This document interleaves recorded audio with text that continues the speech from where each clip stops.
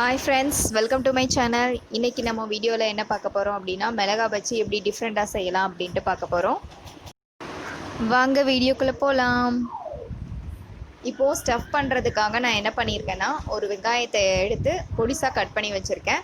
அதுல கொஞ்சம் வத்தப்பொடி போட்டுக்கோங்க. அப்புறம் கொஞ்சம் உப்பு போட்டுக்கோங்க.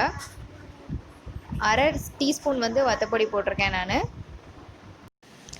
இதுல வந்து நம்ம கரம் மசாலாவும் ஆட் பண்ணிக்கலாம். இப்போ ஒரு 1/4 டீஸ்பூன் கடலை மாவு எடுத்து அதில் போட்டு நல்லா மிக்ஸ் பண்ணிக்கோங்க. ஒரு நெல்லிக்காய் சைஸில் சின்ன நெல்லிக்காய் சைஸு அந்த அளவுக்கு புளி எடுத்து ஊற போட்டு அதோட தண்ணியை இருத்து வச்சுக்கோங்க. நல்லா கட்டியான பதமாக இருக்கணும் அது. அதோடு சேர்ந்து இதை வந்து நம்ம மிக்ஸ் பண்ணிக்கணும்.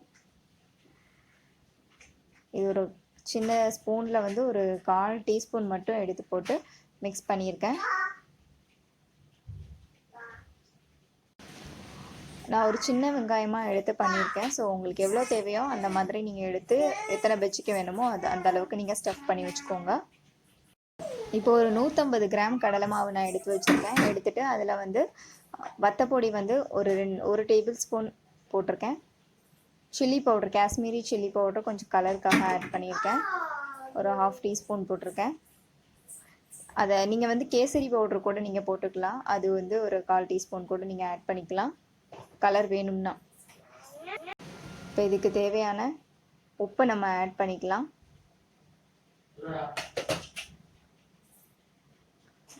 அடுத்து சோடா உப்பு வந்து ஒரு 1/4 டீஸ்பூன் போட்டுக்கோங்க. இப்போ கொஞ்சமாக தண்ணி விட்டு இப்போ இதை மிக்ஸ் பண்ணி எடுத்து வச்சுக்கோங்க. கொஞ்சம் கட்டியான பதத்துக்கு வந்து நீங்கள் தண்ணி விட்டு மிக்ஸ் பண்ணி எடுத்து வச்சுக்கோங்க. இப்போது மிளகாய் பஜ்ஜியை வந்து ஸ்டஃப் பண்ணுறதுக்கு நம்ம கீறி வைக்க போகிறோம்.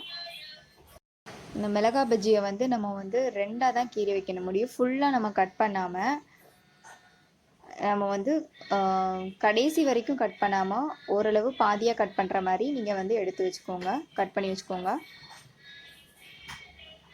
ஃபுல்லும் போனால் அதை ஃபுல்லும் நீங்கள் கட் பண்ணும்போது பார்த்து பண்ணுங்கள். ஃபுல்லும் பண்ணியாச்சுன்னா அடியில் வரைக்கும் கீறிடும். ஸோ ஸ்டஃபிங் பண்ணும்போது வெளியே வந்துடும். இப்போ இதுக்குள்ளே ஸ்டஃப் பண்ணுறதுனால அதுவே காரமாக தான் இருக்கும். அதனால் உள்ள மிளகாய் அந்த சீடெல்லாம் எடுத்துருங்க. இப்போ உள்ள சீடெல்லாம் எடுத்துட்டு நம்ம அந்த வரைவி வச்சுருக்கோம் இல்லையா அந்த ஸ்டஃபிங்க்கு, ஸோ அந்த ஆனியனை வந்து இதுக்குள்ளே ஸ்டஃப் பண்ணி வைக்கலாம். இதுவும் கொஞ்சம் டிஃப்ரெண்ட்டான டேஸ்ட்டாக தான் இருந்துச்சு. ஸோ அதனால தான் வந்து ஓகே இதை வந்து நம்ம வீடியோ எடுத்து போடலான்ட்டு நான் ட்ரை பண்ணி போட்டேன். நீங்களும் வீட்டில் இதை வந்து ட்ரை பண்ணி பாருங்கள்.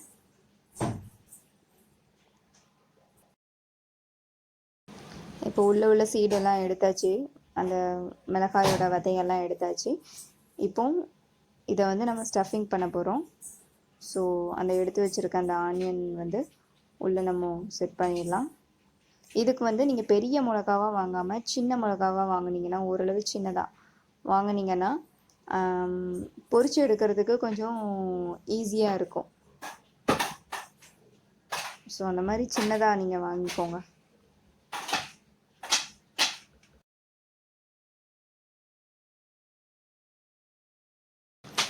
ஸ்டஃப் பண்ணி முடிச்சாச்சு.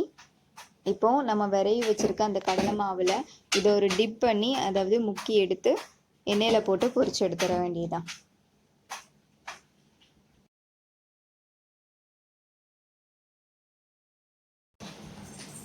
பேன் ஹீட் ஆனதும் எண்ணெய் ஊற்றிக்கோங்க. எண்ணெய் சூடான பிறகு நம்ம வந்து டிப் பண்ணியிருக்கிற அந்த மிளகாவை வந்து இதில் வந்து போட்டு எடுத்துடலாம்.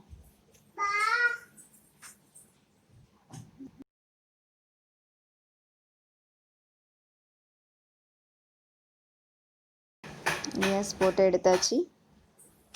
சூப்பரான மிளகாய் பஜ்ஜி ரெடி ஆயிடுச்சு. இந்த மழை நேரத்தில் சூடாக சாப்பிட்றதுக்கு நல்லா இருக்கும்ல. அப்போ வீட்டில் இதை நீங்கள் ட்ரை பண்ணி பாருங்கள்.